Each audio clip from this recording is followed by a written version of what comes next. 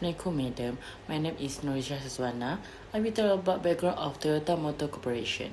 Toyota Motor Corporation is a Japanese multinational automotive manufacturer headquarters in Toyota City, Aichi, Japan. Founded on 28 August 1937 by Kichiro Toyoda, the company has grown from a spin-off of his father's automatic loan business into the world's largest automaker by volume, consistently producing over 10 million vehicles annually. Toyota Motor Corporation operates as a leading global provider of mobility products and services. Its primary core business is the design, manufacture, and sale of automobiles. 88% of revenue comes from automotive operations. This automotive segment covers a wide range of vehicles from passenger cars and minivans to commercial trucks and buses, which are sold under the Toyota, Lexus, Daihatsu, and Hino brands. Toyota is currently repositioning itself as a mobility company, investing heavily in the multi-pathway approach to carbon neutrality, which include the development of hybrid, battery, electric, and hydrogen fuel cell vehicles. Now, let's go through to this slide, which is the goals of Toyota Motor Corporation. Let me see. The first one is achieve long-term profitability, which is Toyota aims to maintain stable profits and strong financial performance despite global economic uncertainty, cost pressures, and exchange rate volatility. Second, strengthen global market leadership, which is the company seeks to sustain its competitive position by expanding its global presence, improving product quality, and meeting diverse customers' needs across international markets. Third is create sustainable shareholder value. Toyota focus on delivering consistent returns to shareholders through efficient capital management, steady dividends, and long-term growth strategies. And last but not least, drive sustainable and innovative growth.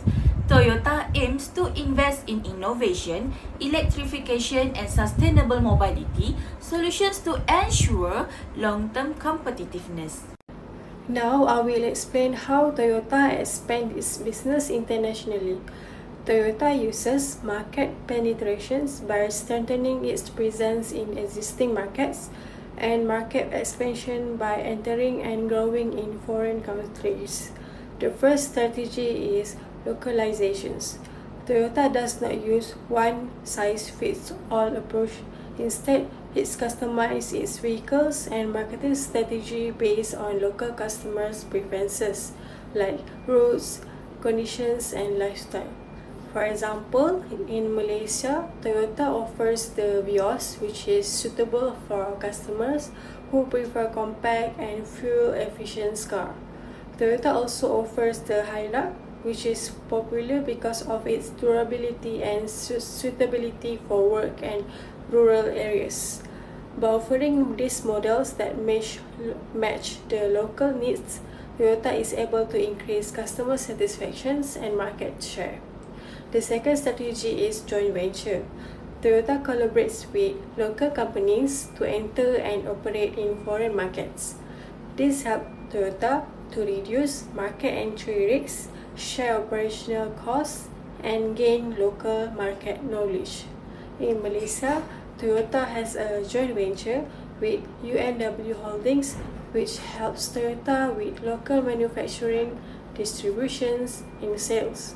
Overall, by using localizations and joint venture, Toyota is able to expand globally while remaining competitive and relevant in each local market. Next is strategic alliances. Means that Toyota works with other companies to share technology, resources, and knowledge. First, Toyota partners with other car makers to share research and development costs. For example, Toyota works with BMW to develop fuel cell technology, helping Toyota to stay competitive in future vehicles. Second, Toyota builds global networks with suppliers and industry groups such as the Asian Automotive Federations to improve supply chain and efficiency and share industry knowledge. Overall, these alliances help Toyota to reduce costs, innovate faster, and strengthen its global competitiveness. Lastly, Toyota diversification of product line strategy. Toyota offers different types of vehicle to meet the needs of various customer segments, which helps reduce business risks. In Malaysia, Toyota has introduced hybrid models such as the Prius and Camry hybrid to meet the growing demand for fuel efficient and eco-friendly cars. Toyota also expanded its SUV lineup such as RAV4 to respond to the changing consumers' preferences. From an investor point of view, this strategy supports long-term growth and keeps Toyota competitive in global markets. Assalamualaikum. I am Nur Shuhada binti Jasni. Next, I am going to present the Toyota Motor Corporation about the MNC background and future expansion. Toyota Motor Corporation is a Japanese multinational automotive manufacturer and one of the largest companies globally, known for its lean manufacturing principles and leading global market share. The target expansion countries divide into three. First is India. Toyota is aggressively expanding in India, investing over $3 billion to build new plant in Karnataka and Maharashtra. It aims for a 10% market share by 2030, leveraging a strategic alliance with Suzuki to reach rural markets. Second, Southeast Asia. Thailand, Indonesia, Vietnam. Toyota is reinforcing its multi-pathway strategy here. It began local production of battery electric vehicles, in short BEVs, here in Thailand and Indonesia in 2025, and is expanding a plant in Vietnam starting 2026 specifically for electrified models. Then they expand to China. Despite fierce competition, Toyota is established a dedicated company in Shanghai for Lexus BEVs and battery production, with operations scaling up through 2027. Thank you. Okay, next is about the strategic drivers and operational uncertainty. So, the reason for expansion is about first, market growth. India has become Toyota's third largest global market, offering a surge in demand for SUVs and hybrids as growth slows in North America and Europe. Second, geopolitical resilience. Expanding production in India and Southeast Asia helps diversify supply chains away from China and mitigate risk from shifting trade policies. Okay, next is the types of uncertainties. There are three types of uncertainties. First is regulatory risks. The unpredictable changes in emission standards and local content requirements. Example, Vietnam's in 2026 ban on unprocessed rare earth exports forced constant strategic pivots. Second, economic uncertainty.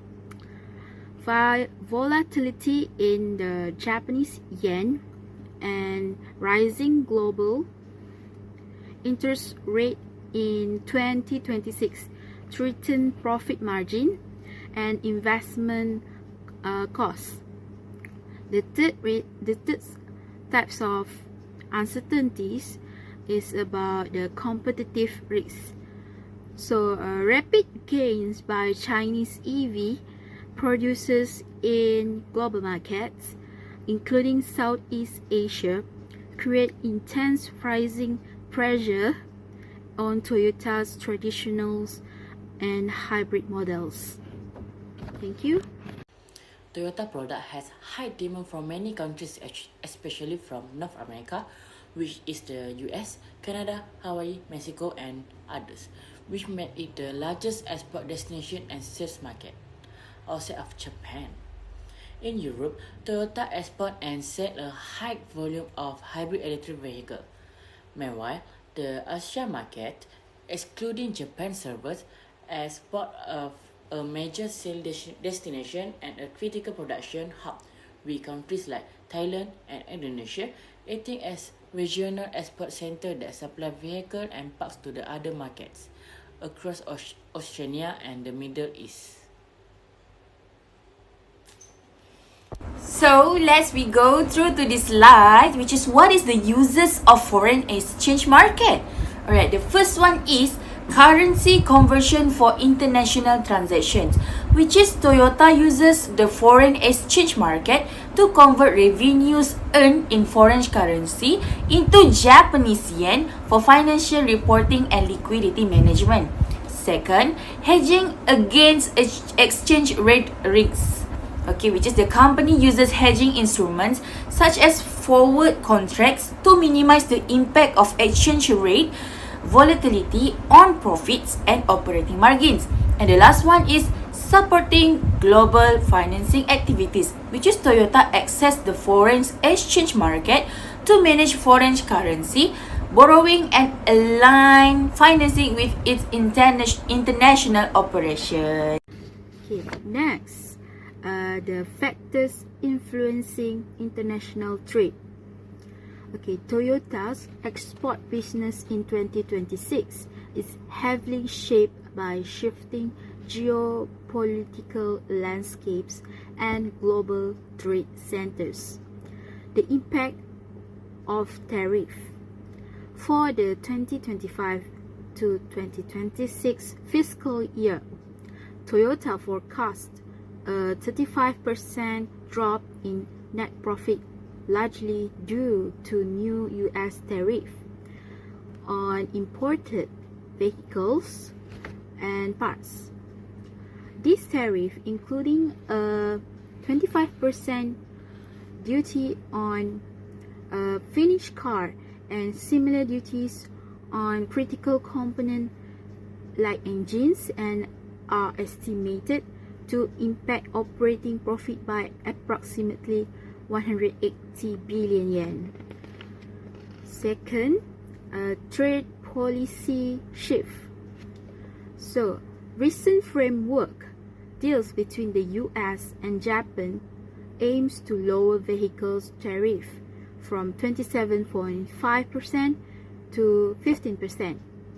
But the timing of implementation remains uncertain, leaving Toyota in a wait-and-see mode for its 2026 export volume. Okay, so next is a supply chain localization. To counter trade barriers, Toyota is shifting from a global export model to a local for local production model. In 2026, it plans to maintain a domestic production production floor of 3 million units in Japan, while increasingly sourcing parts locally in India and ASEAN to bypass international trade duties. Okay, next is the functions of international financial markets. Toyota utilizes global financial markets not only for capital but also to manage its vast international operation. The stock issued in foreign countries. Toyota issues stock in several major foreign markets to broaden its investor base and enhance visibilities. So 1. New York Stock Exchange, in short NYSE. Toyota maintained a significant presence through American Depository Receipt (ADR). This allows U.S. investors to trade Toyota shares in USD, facilitating easier capital access in its largest market. Number 2. London Stock Exchange (LSE). Toyota is also listed on the LSE, providing access to European capital markets. 3. Tokyo Stock Exchange (TSE). Its primary listing remains in Japan, where it is a cornerstone of the Nikkei 225 index. So, the foreign exchange market involvement.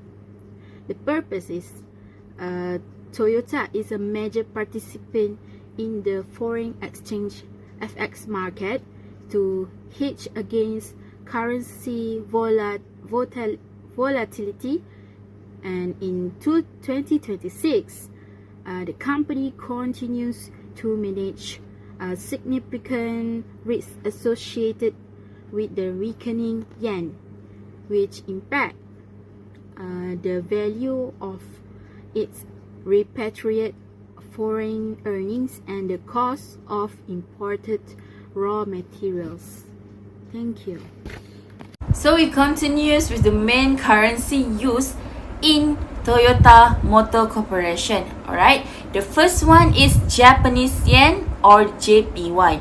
Main reporting currency. Strong yen lowers overseas earnings. Weak yen increases profits. Alright, the next one is US dollar, which is USD, key currency for North America. USD or JPY changes affect revenue and export competitiveness. The next one is Euro, which is EUR, used in Europe for sales and operation. EUR or JPY affects European profits and consolidated earnings. Okay, the next one is emerging market currencies, used for local sales, costs and wages. Fluctuations impact costs and repatriated profits, such as MYR, DHB, CNY and IDR. Okay, the last one is other currencies used in regional markets. Smaller impact but still affects the global finance. We use GBP, AUD and CAD. Now, let's move on to the critical factor in Toyota's recent financial performance, the exchange rate influence. To understand how Toyota operated over the last year, we first need to look at the numbers. In our analysis of the 2025 fiscal year, we saw a significant shift in the value of the Japanese yen. The yen weakened considerably against Toyota's two most important trading currency. Specifically, the US dollar rose from an average of 145 yen to 153 yen, and the euro moved from 157 yen to 164 yen.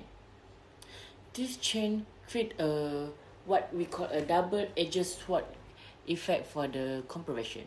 First, the positive because Toyota is a massive exporter. This weak yen acts as a powerful tailwind. When Toyota sells a Camry in the US or a Lexus in the Europe, those earnings are in dollars and euro. When that money is brought back to Japan and convert, it will much more. In fact, Toyota report a transitional forex gain of approximately 685 billion yen this year. This is a primary reason why the company achieved a record-breaking revenue of over 48 trillion yen. However, there is a negative. A weak yen also makes it more expensive for Toyota to buy things from outside Japan. The cost of raw material like the steel for car bodies and lithium for hybrid batteries is usually priced in the US dollars. This creates a transitional cost increase of roughly 310 billion yen. Now I will explain the payment method Toyota uses to pay for the imports. Toyota imports many parts and materials from different countries. The payment method depends on the resellable value of the goods and the trust with the suppliers. The first one is open account.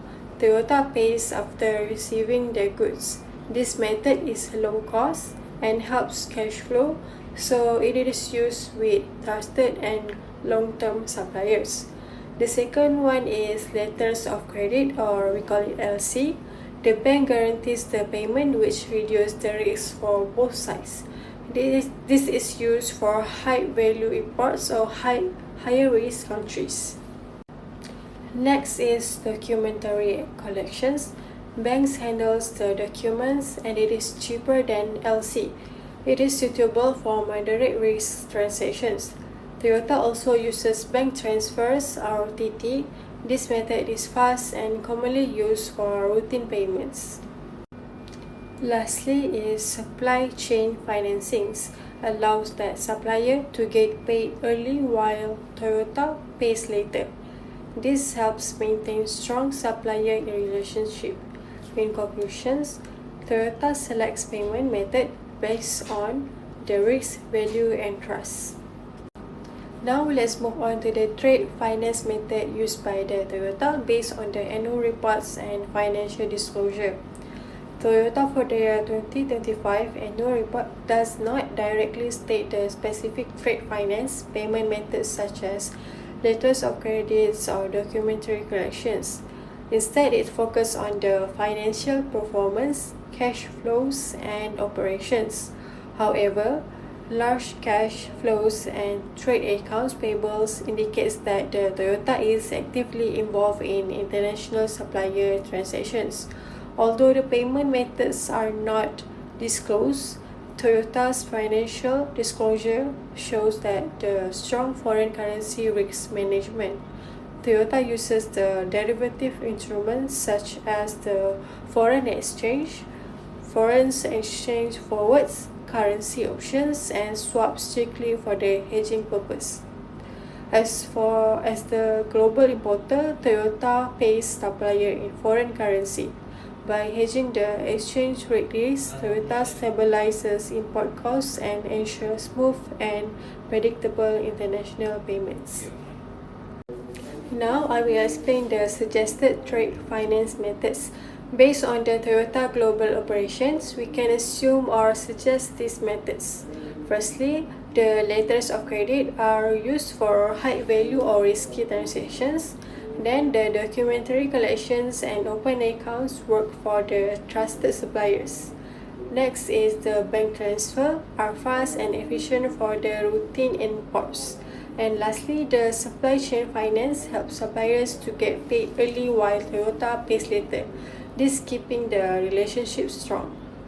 And also the connecting to Toyota's environment. Toyota imports parts from many countries, so the currency risk is real. They manage this risk and likely use a mix of these methods depending on the supplier trust, transaction size, and the cost. This approach fits their global business environment.